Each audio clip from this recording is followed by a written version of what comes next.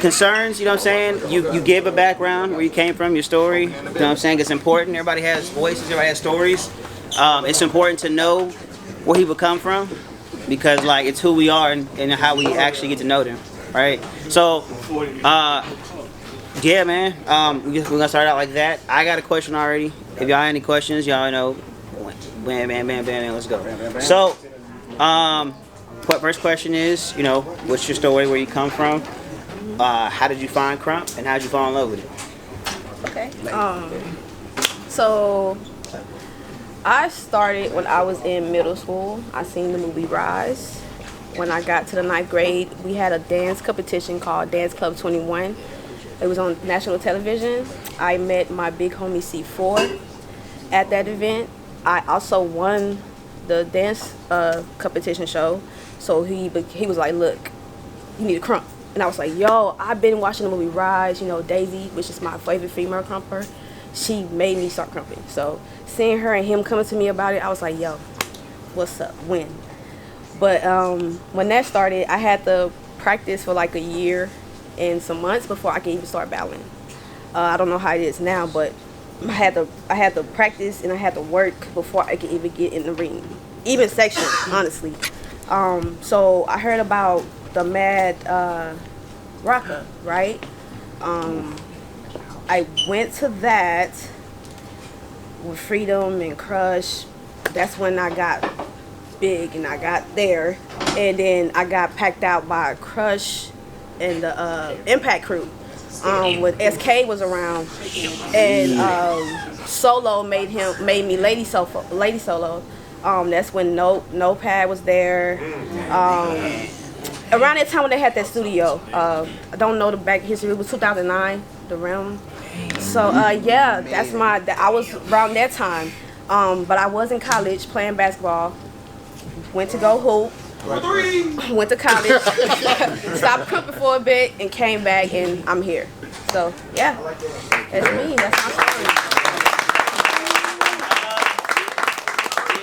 What made you fall in love with KRUMP? Because you did other stuff. Like what made you drawn? I like the work ethic. We had to show us. We had to show up. We had to show who we are. We had to prove that we wanted. It wasn't for who they was or what it was about. It was about expressing. Because when I seen the movie Rise, it really made me able to praise what I was feeling that, you know, other styles didn't make me express. So when I seen that KRUMP was just, you know, versatile with expression, emotions, and also just characters that you could put involved, it just made me be more open-minded to it. So I just fell in love, and I kept falling in love when I seen people falling in love too. So.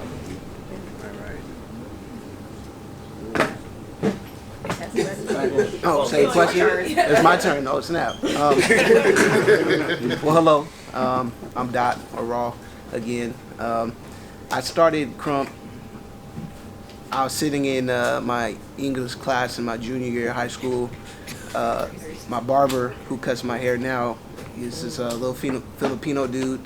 He was like, yo, I know you dance. I was like, I don't know how you know that. Like, it's my first day of school. Like, I had just moved to LA, so I'm from the Bay Area. I had just moved to Los Angeles, and I seen Stomp the Yard, right? So I was like, man, that looks, you know, that opening scene, you know, you see Chez and Prissy and T-Fly and Chris Brown and Columbia Shorty, yeah, and all them. I didn't know none of that kind of stuff was like actually real until, yeah, sitting in class. And yeah, I came from a turf background, so I don't know if you know the Bay Area.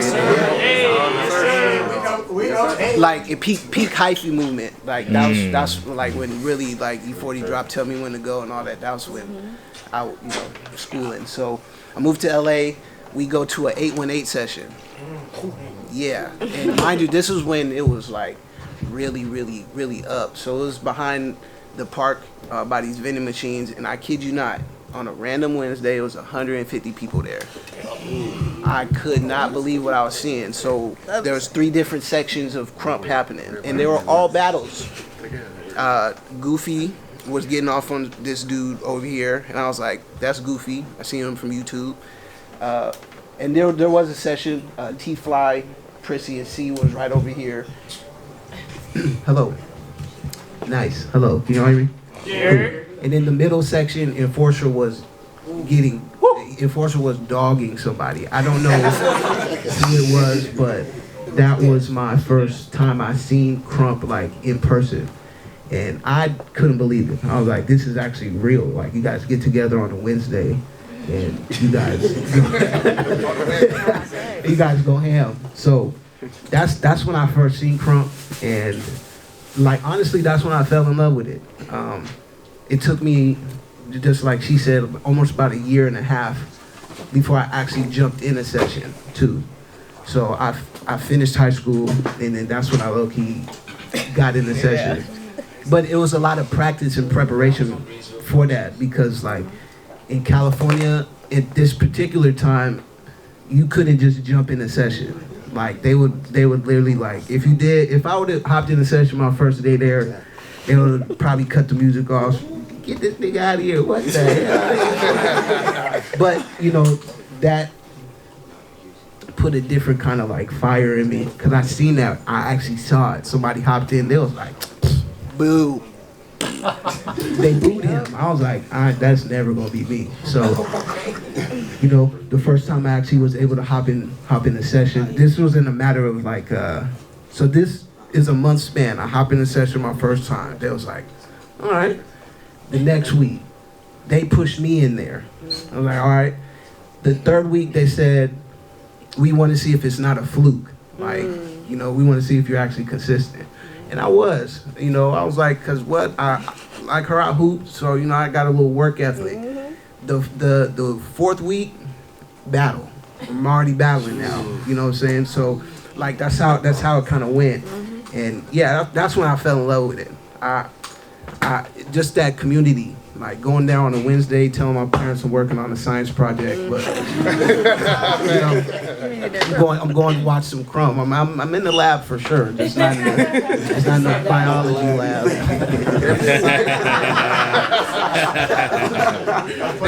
Yeah, no pun intended for sure, but yeah, that's for sure.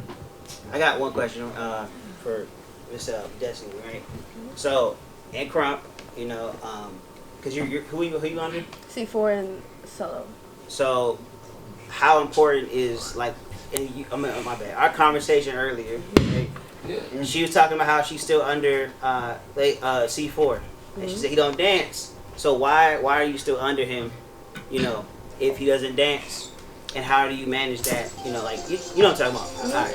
So family, that's what it's for.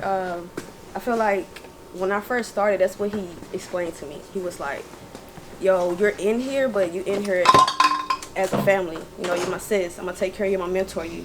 That's what I was taught a big homie was. They mentor you in KRUMP and outside of life. They keep you on the right path. Even if you're going through hard times, like, yo, you good, I'm going to hold it down. Outside of life, outside of KRUMP and inside of KRUMP. It's not about... it's really about bonding. It's really about community and actually making your own family too. Because you got a lot of people that don't have families. So you have to make family. You have to make bonds. So even if they're going through bad things, like that's my big homie, I'm going to stay loyal. You know, I'm going to represent. I'm going to still put the name out there because he made that way for me. You know, that's a showing respect. That's it. Yeah. Why you go to be her?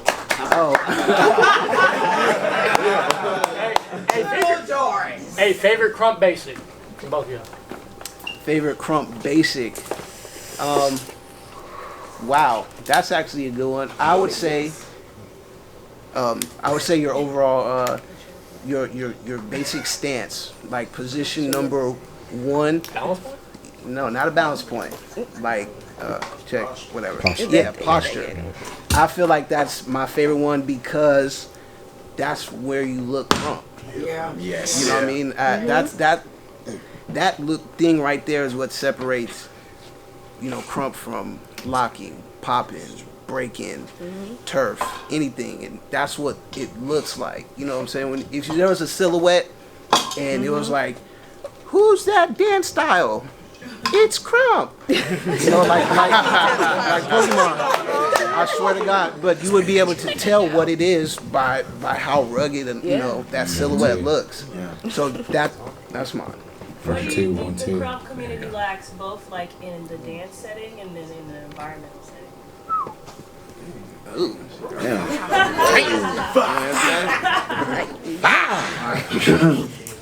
So, yeah, mic back on. Mic check. 1, 2. So I think KRUMP lacks in a fullness, in like an overall thing, true support.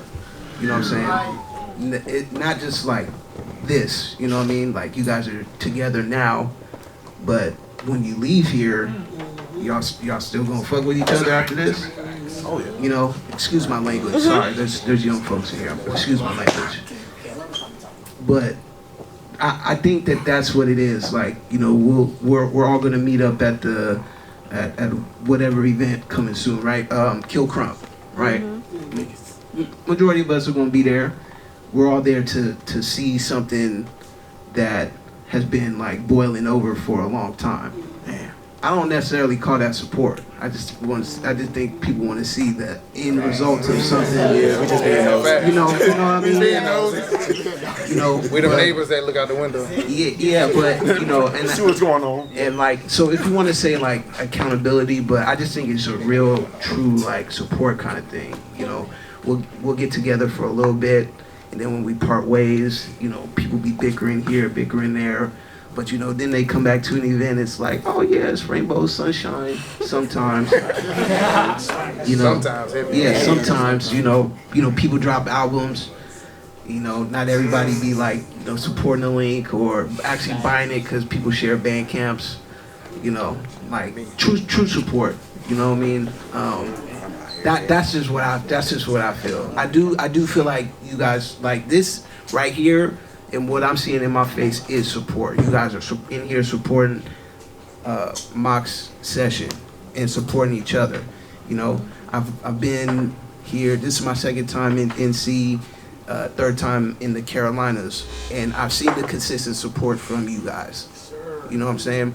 I don't know the ins and outs because I'm not from here, but on a surface level, it definitely looks like y'all mess with each other. Y'all came far and wide. Some people came from hours to support this session. You know what I'm saying? So you guys got it. Keep it going. And if you guys got to be an example for people on the West Coast, be an example. I don't think anybody's above like learning some new lessons, being humble. Like nobody's above that. Nah. It's okay if you don't like someone. I feel like what's the problem is fakeness. If you don't like someone and you say it to the person you're talking to, don't go to that person's face. I seen it with my own eyes, and it's men that's doing it. And don't get the women involved. Heavy on that. Hey, post it. So I feel like sometimes when stuff get talked about on social media, it irritates my soul because, like we said, we all meet up and we see each other. It don't take much just to tell somebody what's up. If we could start doing that, that would be cool because we would know who played what role. Everybody play a role. I just feel like if you're faking that role, you should not be involved. You're making a problem. You're the problem. Yes. That's it. Now, KRUMP dancing. Yeah. Answer that one. So KRUMP dancing, I feel like the same thing. If you see somebody KRUMP and you don't like it, say it. That's how it was back in the day. I don't like your KRUMP. You need to work out. You need to laugh. And if that person get mad, no. And if that person get mad, you should not get mad with that retaliation. Right. Do what you gotta do with the words you spoke. If you feel like they need to laugh, teach them. And if you can't teach them, be quiet. Simple. You cannot criticize somebody else's growth. Simple. I don't like that. If you feel like, hey, you need to work on this, and if you can back that up, cool. You would not be an issue. Trust me. You can walk and talk all you want, but if you're doing that and you're not blabbing, exit. Leave it alone. Stop. Let it go. Especially like Jay said, especially if you're a man. Especially if you're a man. Especially y'all hold this. Y'all been here. I say me coming in at the 14 years old, and now I'm 32. It's mostly men. I'm sorry. And if you see your homie or your man doing something, tell him. And if you don't, you're not a man. Simple. You're a flop. So you need to start setting these niggas up for example, because at the end of the day, it could be so much more than what y'all think it is. It's really not that hard. If y'all know who the problem is, tell him, no, bro, you the problem. Stop. And if he don't like it, battle. And if y'all don't want to battle and y'all do want to take it to where y'all can take it there respectfully, go out to the side. Don't bring it to KRUMP. That's another thing. That's what G stuff do. G stuff don't put their family and their community in danger. G stuff to the side and handle like man. All that. Oh no. Go out there. Simple. That's it. People are practicing. I feel like it's a lot of knowledge floating around in KRUMP. You know, you see it. But I just think I don't think people are confused. I just think it's so much, you know, knowledge going around. People are having a hard time kind of attaining a certain thing, you know what I'm saying? Or obtaining, you know, this KRUMP stuff. Because they go take a 2-month online course, you know, there. And then they go to an actual like private class, and it's completely different information. Yes. That's you know, so it confuses a lot of folks dancing. So they, you know, people like, you know, seem like they dance one way, but they really want to dance another way. But it's hard because they brains is too scrambled with all the information. Now, not to say that you know, the information is bad, you know what I'm saying, but I just think that I think people need to start really picking and choosing what it is they really want to learn, and how they see themselves dance, and really stick to that. And you know, like really finding identity. There's a lot of identity crises out, you know what I'm saying? People not necessarily knowing how they want to dance because, you know, they don't know who they are yet.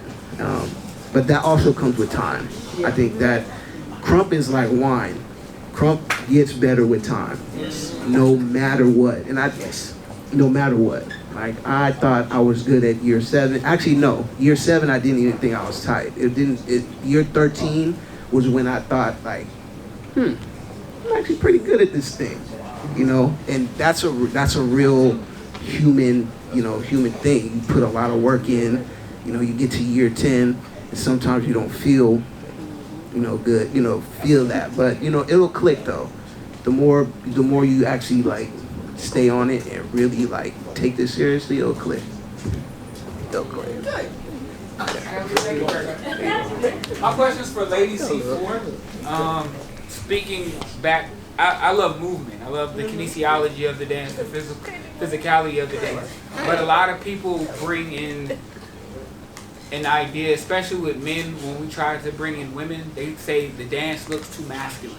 And I'm trying to explain to them this is not necessarily masculinity, this is just strength. But it's easy for me to say that because I'm a dude. Yeah. So what do you say, being a woman coming into the culture, how do you feel? And being as buck as you are. Okay. I still try to keep it, I want to keep it feminine by expressing my feminine. Sometimes I do a style to what I feel is masculine. So I feel like something that's masculine, I just style it to feminine style. So like for the gather up, I gather up, but like I probably flip my hair or something. Or if I'm a walk, I probably walk with a bounce like a woman. Like I just show my feminine energy. That's the only way you can show that, and you can't be afraid. Yes, you might have dudes that be like, oh, you can't do that. You can actually. You really can. Like, don't be close-minded. You know, that's the thing too. Like, don't be close-minded. Thank you. Don't be close-minded. You know, just explore. I feel like for females, if it is masculine for you, explore it. Bring your feminine energy out, and don't be afraid to put on what you put on the clothes, what you want to wear. Like back in the day before I dressed like this, I used to wear big earrings, long ponytails.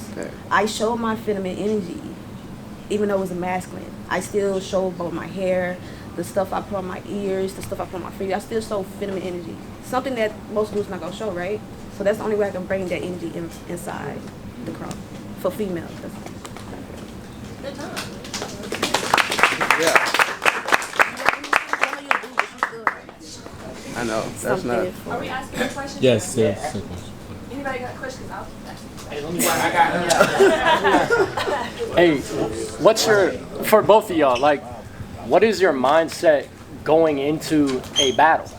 What is your mindset? Like, Thank you. I like that. Especially if it's like a beefy battle, like you really want to beat. That's a good one.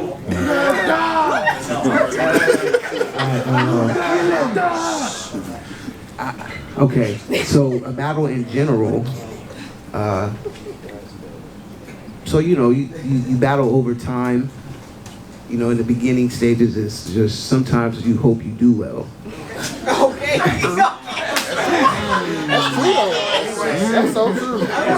Or I just hope I don't get, I just hope I don't get killed off. Like this is honestly real. So once I feel like that mindset changes once your skill level changes. My thing after, I got better was I'm just trying to be better than that person, who I'm actually battling. That was when I was really, really competitive. So I was just like, I'm just trying to look better than you. Forget a win, because if I look cooler than you, in my head, I won. But, sometimes that's not how it always went. But like the mindset now for battles is, let's see, what was my last battle? Reflex art. So that battle for me was wanting him to push past his limit. You know what I'm saying? Because I've done this 18 years now. You know what I mean? So I've gone here, battled this person, battled that person. I've had that time of like, where it's just like about me and my record.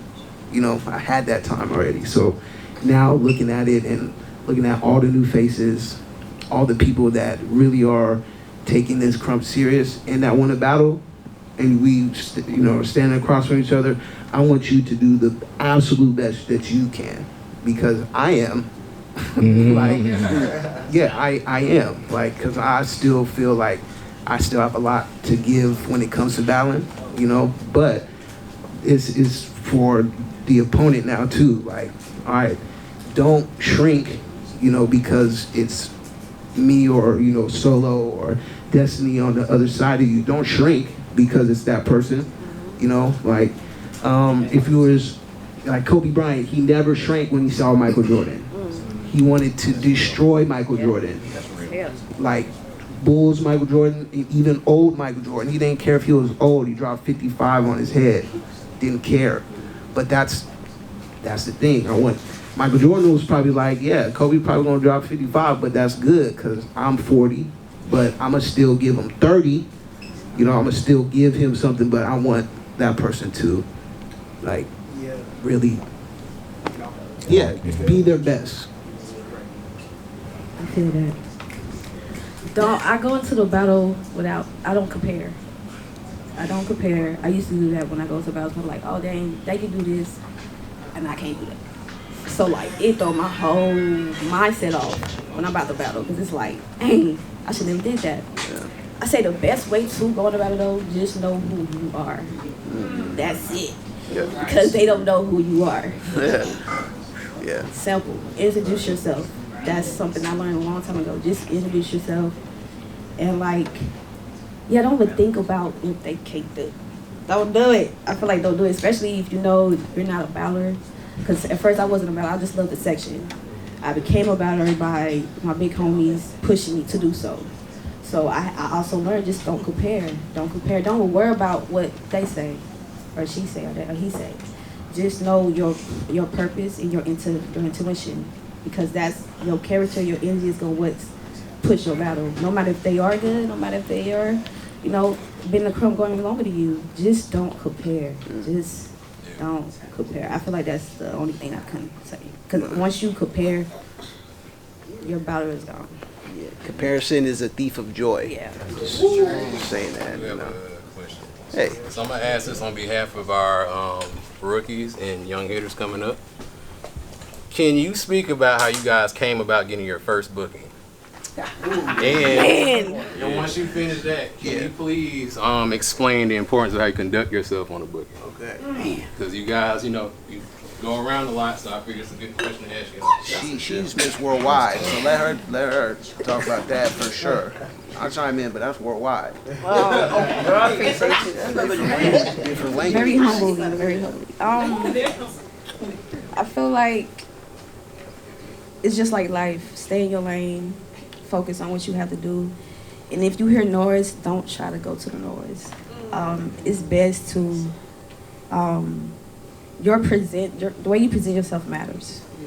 The way you carry yourself matters. So sometimes people don't even look at what you can do. They just look how you walk. They look at how you walk, how you talk to people, how you treat people.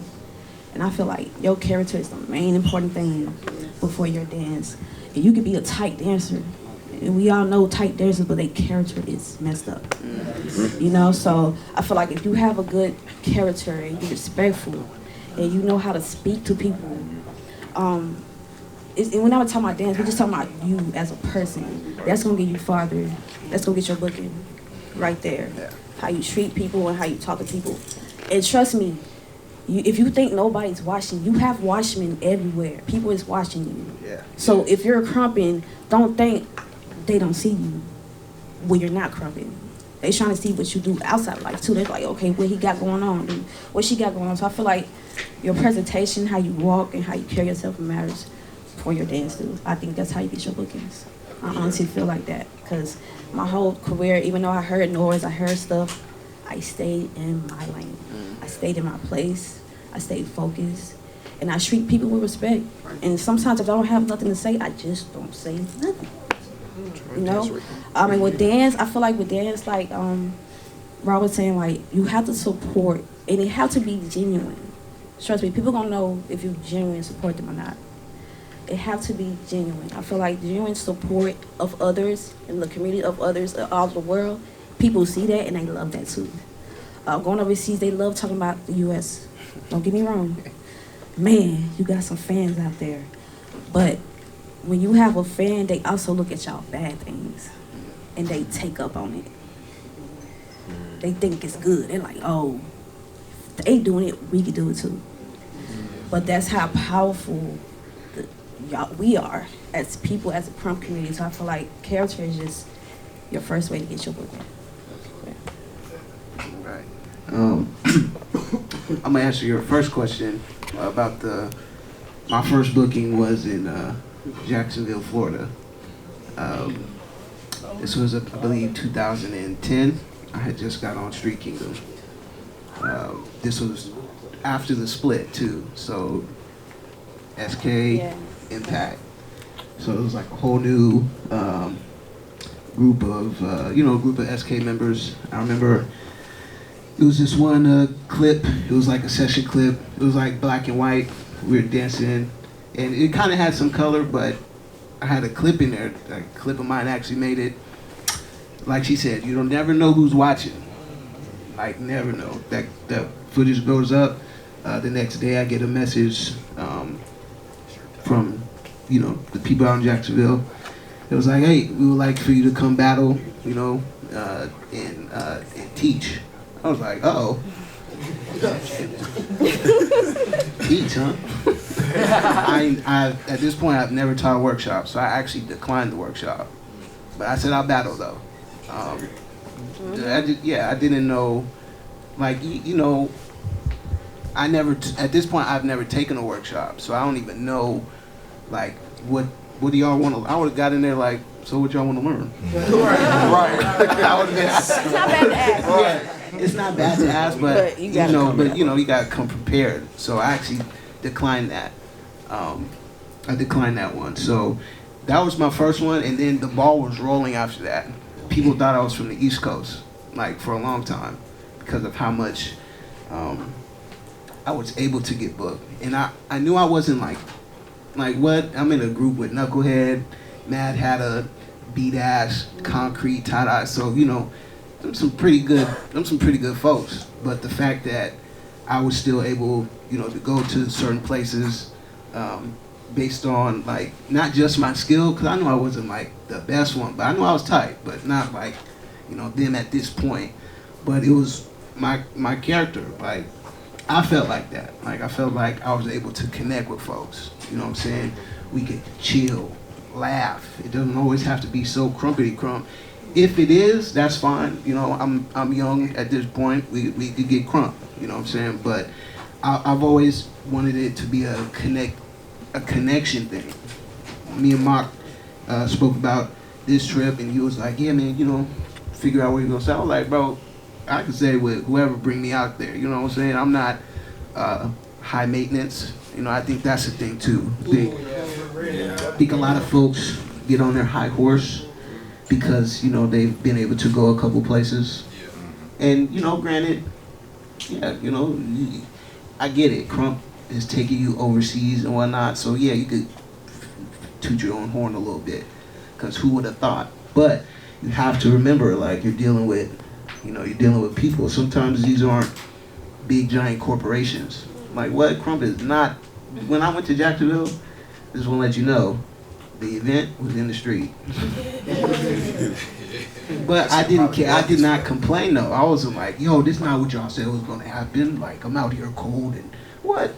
Turn them tracks on. We was getting straight to it. We got straight to it, and humbly too. Like I was out there like, y'all didn't have to bring me out here. Y'all you didn't have to hit me up. There's so many other people y'all could hit up. And they actually said like, we didn't even hit them up. We hit you up. So that to me is a testament of like the hard work. And like she said, you never know who's watching. You never know, man. Like what? My heart. I seen you out at what was the Krump Arena. Bro, I seen you at Krump Arena. You know what I'm saying? Do you know how big of an event that is for the folks like out there, and for your group, for the mob? Like, bro, that's big. You know what I'm saying? It's for you to come from there to California and do your thing. You know what I'm saying? Where's Native at? Native been all over the world too. You know, not just because of how he dances, but because, you know, people rock with him as a person. And I think that's important. So clean up that inside if you want to go places. Truly, because they will not invite you back if the inside stink. Literally, fart and stuff. I'm just playing. But yeah, for real. Hey, True. Last question I got for you, Destiny, is I remember like on the journey of you dancing, you stopped and came back. How did you get over that artist block, I guess you could say? How did you regain yourself and rebuild yourself to get back in the front? It took a lot of mental, because at that time I was injured. I had got my ankle fractured, so I was out for 2 years. And the doctor was like, you know how doctors are. I mean, I feel. It's gonna be 15 years. Yeah, you're not gonna be able to dance. We have to amputate your foot. And I'm like, y'all just put this plate in me. How y'all know that? You know, they just pretty much, trying to tell my future. And I wasn't dancing at the time. I was playing basketball, so I was like, dang, should I go back to dance or should I just try to play ball? And I couldn't play ball no more because it's fractured. So,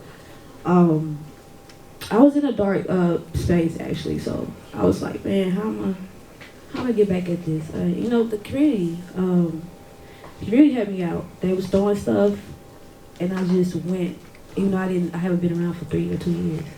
I just popped up. I was like, hey, start again. And and I think the sections are good for those type of reasons because you could just release and be there and see other people release. You can't, so that's what brought me back up in KRUMP. And I fell back in love. Like I said, seeing other people dance. I don't know. I get chills when I see other people dance, especially if I understand what they're saying, even though they're not speaking. But yeah, that's how I got back. And to answer your first question, my first booking for workshop was actually at home. Al set it up. that's how I got started. All the overseas booking and stuff was just God's given. But my first booking was at home, and I love that it was at home and I taught and I got that. Hey, nice.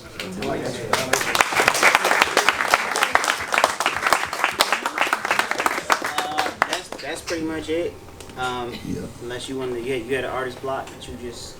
Oh, mine. Please. I mean, mine was 2019. I actually got sick. I'm a cancer survivor.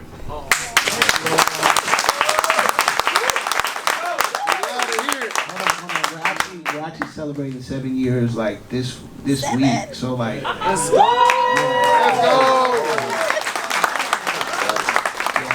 That's a lucky. I'm telling you, that's lucky. That was a long, grueling 2 years. Like, it was 2 years before I battled again. I battled atrocity in Lancaster, and I'm gonna be honest. Like, I don't believe in an artist block. Only because, like, so you know, I'll be writing, like, if you guys don't know, I write music too. You're a music artist. Sure. And you know, they used to talk about like, writer's block and you know all of that. You know, I really sat there and really thought about that. I was like, this is no block. I just feel like, for myself, this is just me, myself. I felt like that was just an excuse for me to like say I didn't have to write this song, or I didn't have to get up and go lab. You know, I just feel like when you're actually in the vibe, in the mix, you know, you're gonna catch a flow, you know, and I think that's the block, is trusting your creation process. I don't think there's enough trust in in our own capabilities. You know what I'm saying? Like, that's why blocks come, because you don't trust yourself. Love on yourself a little more and tell yourself that you're great. Like, change the conversation within. You know, changing that within, there will be no blocks. There will be no, like, I don't know what to lab on. Yes, you do, because your body is going to tell you. That's how it always goes. But yeah, it's a mental thing. It's a big mental thing. But that's the only thing that we can control. In a world full of chaos, the only thing that you truly can't control is this mind. So the more you have control of this, endless possibilities for you. Endless. Woo!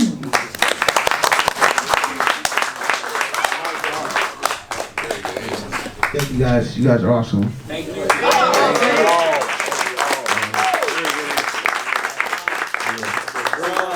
Appreciate y'all.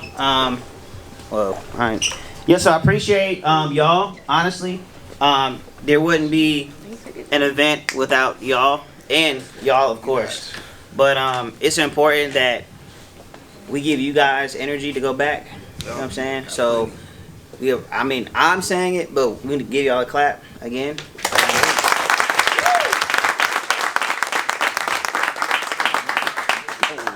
So, pretty much now what we're going to do is we are going to session. And, you know, if you want to call out somebody, wrap it up, because we got about 15 minutes, actually. So,